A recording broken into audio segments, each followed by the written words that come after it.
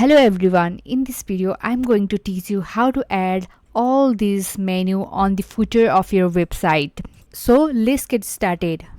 So here you can see above the copyright section there is nothing. So let's customize it. Just click on customize section and scroll down, and here you can see the footer builder section. Just click on that, and here you can simply click on the plus icon, and here you can see the footer menu. Just click on that, and here you can see all these items are already been displayed here. And also I want the social media icon to be displayed on the right side. For that, click on the plus icon, and here you can see the social.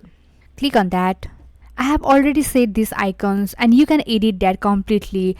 Click on the socials, and here you can see I have set the Instagram, Facebook and LinkedIn account, and you can add the other icons as well. Click on the add icon, and here you can set to another social medias, and here you can see you can choose the icons as well. Click on add icon. Here you can see we can see the social media icons. And also next thing you can do is you can show or hide the labels. Like if I click on show labels, here you can see like this. For now I will just click on hide. Thank you so much for watching.